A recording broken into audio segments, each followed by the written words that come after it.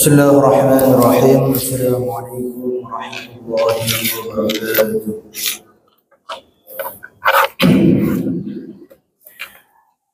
Alhamdulillahi wa kafa wa salatu wassalamu ala habibina al-mustafa wa ala alihi wa ashabihi ahli tuqwa wal wafa amma ba'da. Hadirin wal hadirat, Bapak Ibu jamaah salat subuh Masjid Agung Al-Huda rahimakumullah. Pada pagi hari yang penuh dengan berkah ini, insyaallah kita akan mengkaji kitab yang ditulis oleh seorang ulama besar, yakni Al-Imam Ibnu Hajar Al-Asqalani, kemudian disyarahi oleh seorang ulama Nusantara, yakni Syekh Nawawi Al-Bantani, berjudul Kitab Nasaihul Ibad.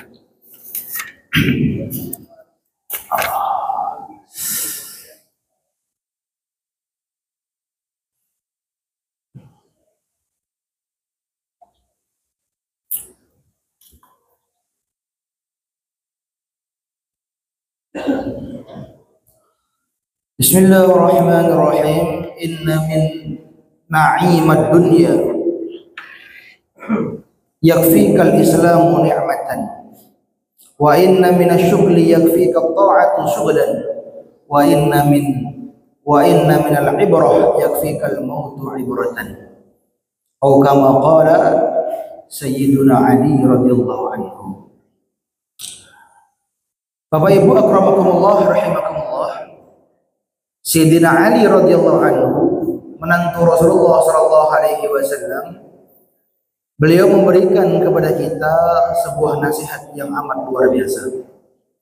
Beliau mengatakan, inna min na'imat dunya yakfikal islamu ni'matan.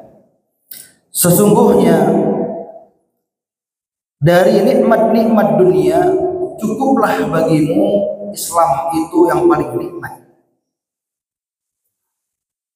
Allah Subhanahu wa taala memberikan kepada kita kenikmatan dalam setiap hari, setiap jam, setiap menit, bahkan setiap detik. Ratusan, ribuan, bahkan jutaan nikmat yang Allah berikan kepada kita.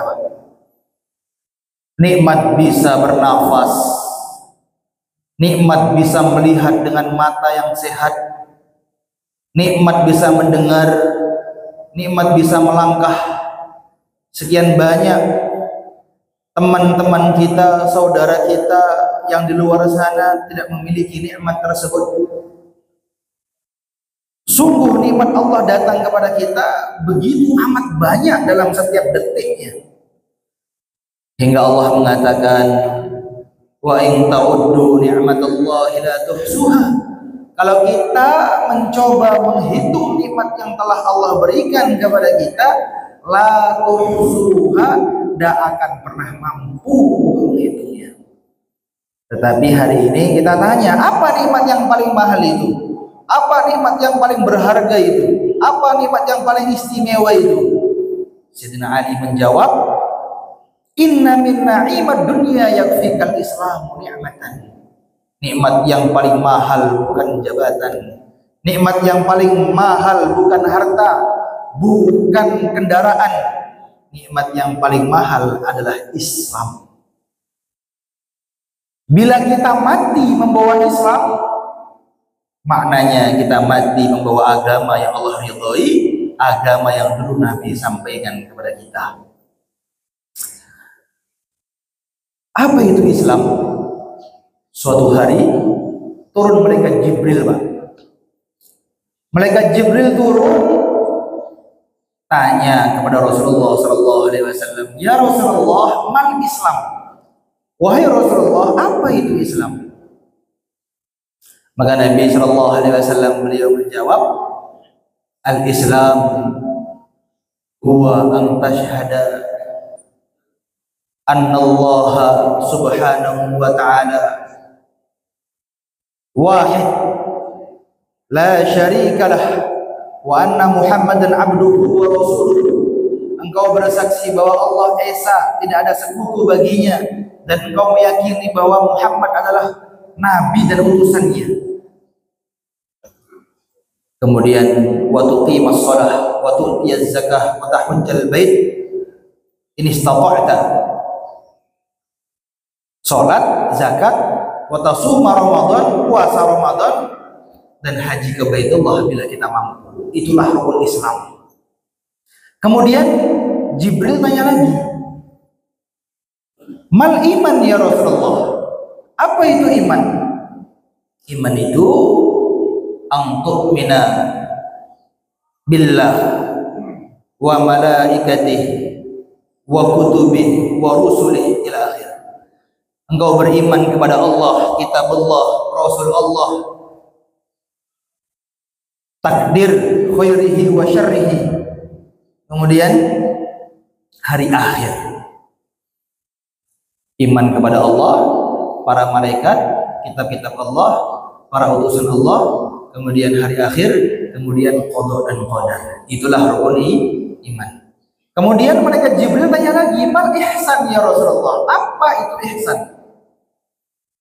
Ihsan itu angka'udallah ka'annaka tarah. Engkau beribadah kepada Allah, menyembah Allah seolah-olah engkau melihat Allah. Fa illam tarahu fa innahu yaraka. Kalau engkau tidak merasa melihat Allah, rasakan di hatimu, tanamkan di hatimu, Allah melihatmu. Sehari semalam 24 jam, setiap detik Allah mengawasi kita. Maka apa? Hadis ini disebut dengan hadis Jibril. Pertanyaan malaikat Jibril pertama, mal Islam? Apa itu Islam? Dijawab oleh Nabi, sholat, zakat, puasa, haji ke Baitullah. Yang pertama tentu syahadat. Itu kemudian para ulama mengatakan ilmu fikih atau ilmu syariat. Pertanyaan kedua, mal iman? Apa itu iman? Nabi mengatakan iman kepada Allah, kitabullah, iman kepada Rasul, dan seterusnya. Itu disebut ilmu kalam atau ilmu tauhid. Nah, kita ngaji ilmu tauhid, iman kepada Allah. Apa itu iman kepada Allah? Apa itu iman kepada kitab-kitab Allah? Itu ilmu kalam. Yang ketiga, mal ihsan. Apa itu ihsan? Nabi mengatakan kita beribadah kepada Allah Subhanahu wa taala seolah-olah dalam sehari semalam. Tanamkan di hati, betul-betul Allah itu melihat kita, sehingga kita tidak sungkan, sehingga kita sungkan untuk bermaksiat, sehingga kita sungkan untuk melakukan dosa. Karena apa? Sudah menjadi sunatullah, sudah menjadi adat. Kita itu tidak akan melakukan sebuah kemaksiatan kalau ada yang melihat. Dan kita merasa sehari semalam dilihat oleh Allah Subhanahu wa ta'ala. Itulah ilmu tasawuf. Yang pertama ilmu fikih, yang kedua ilmu kalam, ilmu tauhid, yang ketiga ilmu tasawuf. Maka para ulama mengatakan wajib bagi kita, hukumnya umat Islam itu mempelajari setidaknya 3 disiplin ilmu ini. Ilmu fikih, ilmu tauhid, ilmu tasawuf atau tazkiyatun nufus. Karena mengambil daripada hadisnya Jibril alaihi salatu wassalam. Ternyata nikmat yang paling besar nikmat apa? Islam. Siapa itu orang Islam yang hakiki? Siapa itu orang Islam yang paling baik? Siapa itu orang Islam yang paling istimewa? Seorang sahabat tanya, ya Rasulullah, ayyul Islamu afdal? Siapa orang Islam yang paling utama? Siapa orang Islam yang paling istimewa? Nabi SAW beliau menjawab, al-muslimu man salima al-muslimuna min yadihi wa lisani. Orang Islam terbaik adalah orang yang orang lain selamat dari lisannya, selamat dari tangannya. Bila kita masih menyakiti orang lain dengan mulut kita, bila kita masih menyakiti orang lain dengan tangan kita, berarti kita belum masuk dalam definisi al-Islam al-afdal, al-muslim al-afdal, orang Islam yang paling baik. Jadi standarnya simpel saja, Pak. Ketika ketika kita menjadi orang Islam, kemudian orang lain selamat dari tangan kita, dari tindakan menyakiti yang kita kerjakan, dari mulut kita, cacian kita, riba kita, maka insya Allah kita masuk dalam hadis ini sebagai al-muslim al-afdal, orang Islam yang paling utama. Masya Allah. Kalau belum bisa membantu orang lain, kalau belum bisa meringankan beban temannya, saudaranya, setidaknya jangan menyusahkannya. Ini prinsip hidupnya orang Islam. Wa inna minasyughli yakfika ta'atu syughlan. Nah, sesungguhnya dari kesibukan-kesibukan, banyak kesibukan-kesibukan yang kita kerjakan dalam sehari semalam. Sehari berubah menjadi sepekan, sepekan kesibukan berubah menjadi sebulan, sebulan kesibukan berubah menjadi setahun, terus 2 tahun, 10 tahun, 40 tahun. Ternyata kesibukan-kesibukan itu yakfika ta'atu syughlan, cukup bagi kita taat kepada Allah menjadi kesibukan terbaik kita. Taat kepada Allah menjadi kesibukan terbaik. Masya Allah. Maka sehari semalam kita berusaha memaksimalkan dan terus meningkatkan kualitas ketaatan kita kepada Allah Subhanahu wa Ta'ala. Itulah karakter seorang Islam sejati, karakter seorang sahabat Nabi Shallallahu Alaihi Wasallam. Mereka memiliki karakter sami'na wa ata'na. Ketika mendengar nasihat, mendengar kajian-kajian, mendengar ilmu-ilmu, mereka dengarkan, bukan cuma didengarkan. Wa ata'na, mereka taati. Berbanding lurus dengan karakternya Bani Israel.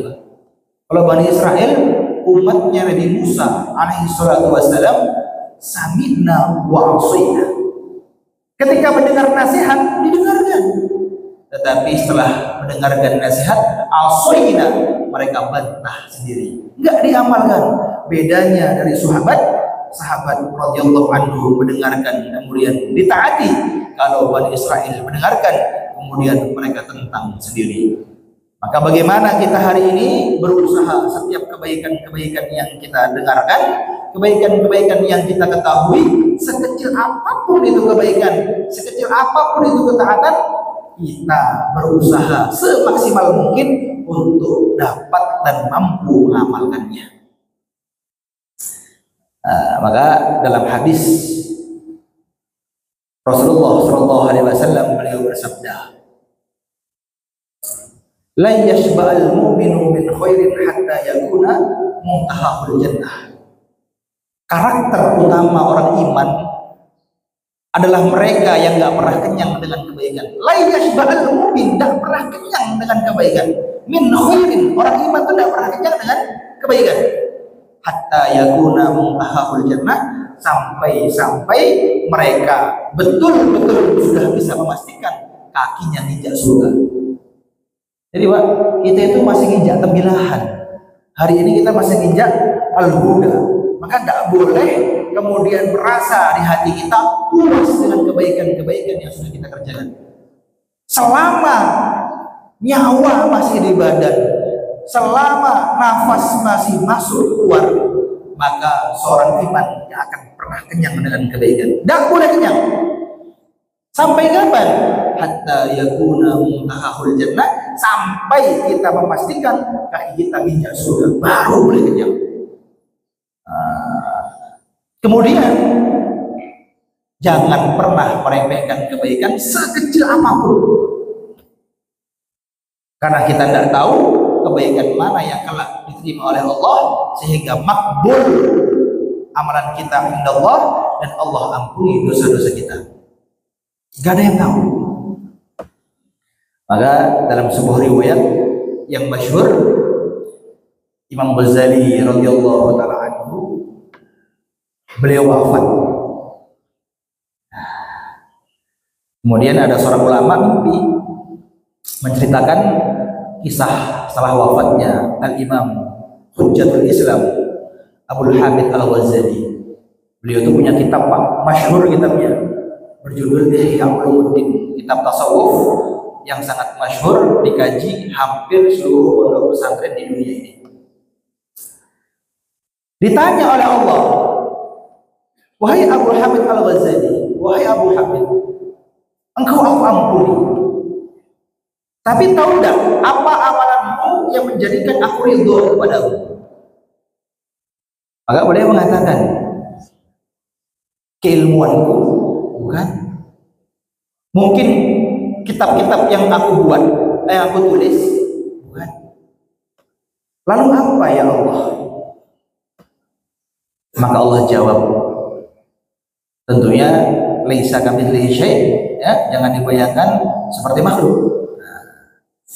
Ketika engkau menulis sebuah kitab, engkau memasukkan tintamu ke engkau memasukkan penamu ke sebuah wadah tinta untuk engkau goreskan di kitabmu. Ketika itu datanglah seekor lalat meminum tinta tersebut. Maka engkau diam sekian lama supaya tidak mengganggu lalat agar tidak terbang. Ikram terhadap lalat, memuliakan seekor lalat.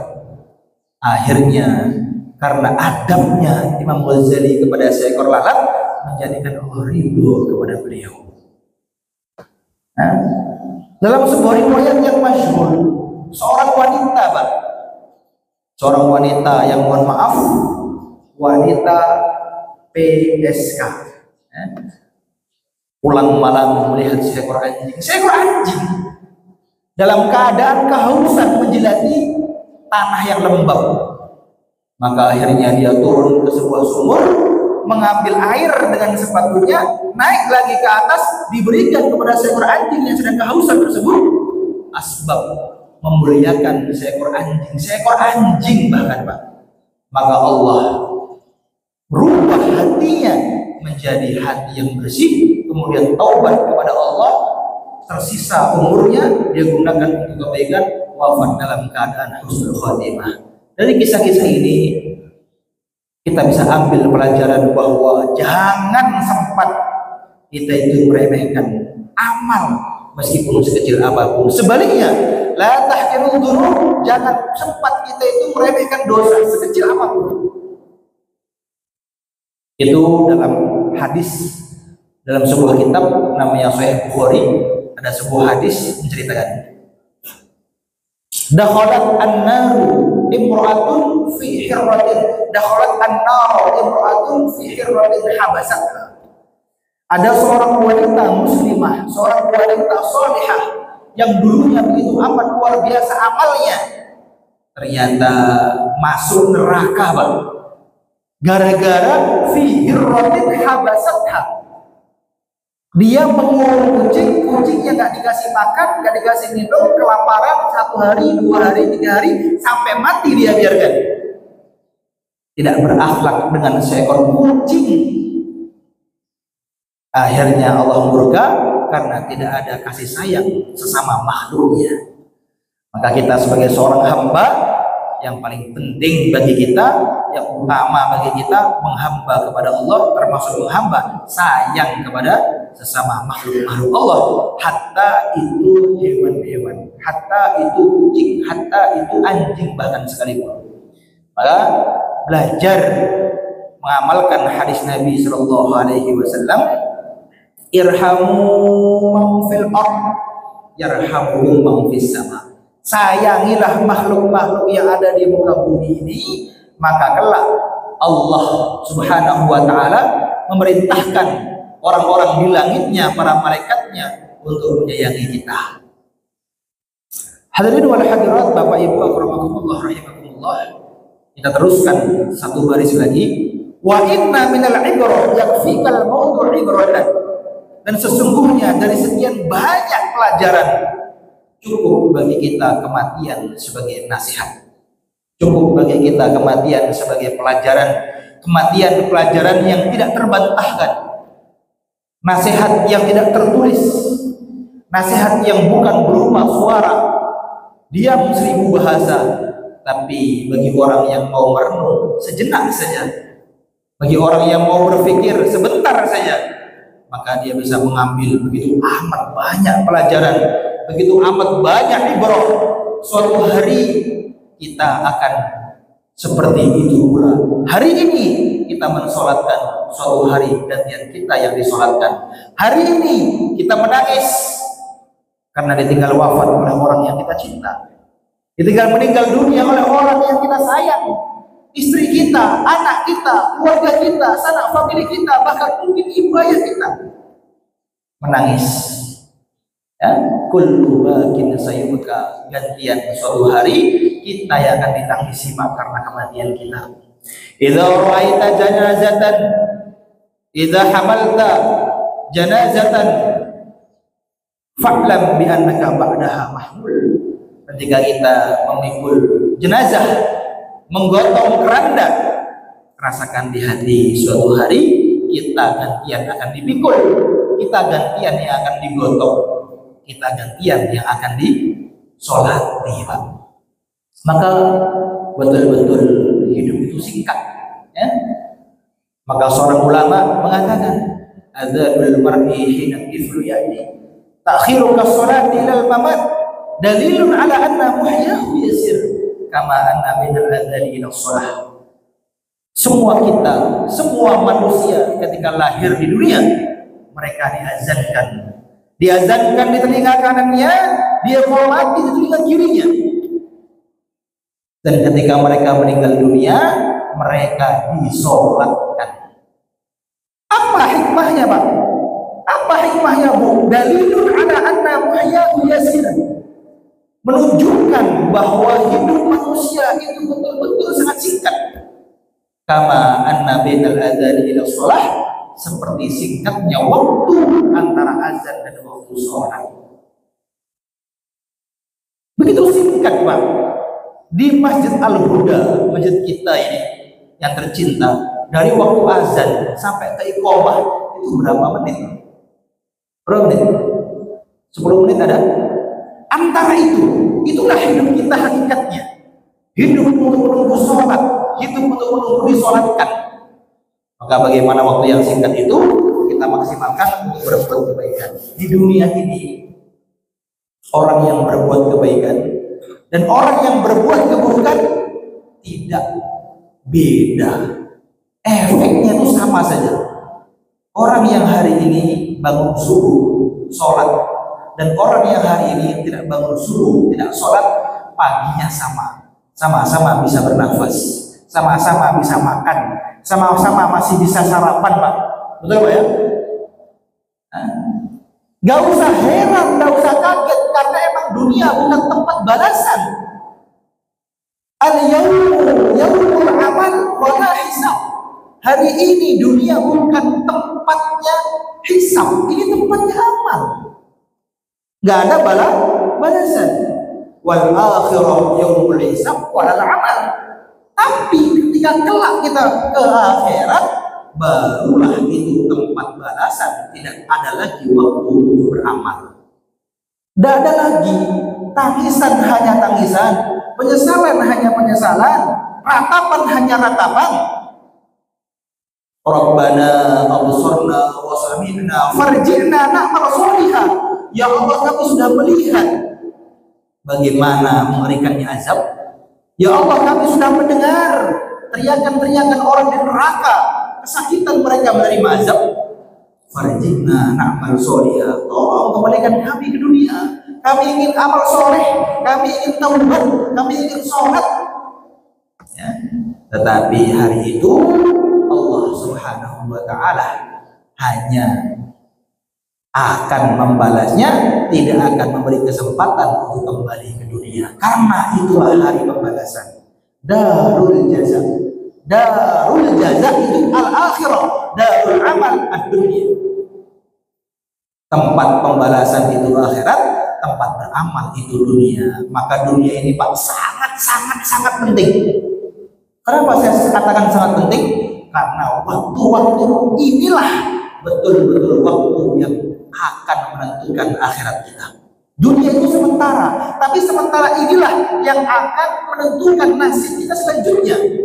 Imma fil jannah wa na'udzubillah imma fil nar. Ada sebagian orang ke surga, fariqun fil jannah wa fariqun fis sa'ir. Maka semoga kita semua, baik yang berbicara maupun yang mendengar, Allahumma ja'alna min ahli jannah. Allah jadikan kita semua dari ahli surganya Allah Subhanahu wa taala. Amin amin Allahumma amin. Bapak Ibu akramakumullah rahimakumullah. Mungkin inilah kajian yang dapat saya sampaikan pagi hari ini. Kurang lebihnya saya mohon maaf. Semoga kajian kita pada hari ini mendatangkan keberkahan dalam hidup kita, rezeki kita, umur kita, maksimal lagi untuk mendekatkan diri kepada Allah hingga kelak ketika datang Israel malakul maut menjemput nyawa kita dalam keadaan kita siap amalnya, siap bekalnya, dan Allah ridho kepada kita semua. Amin Allahumma amin. Al-Fatihah.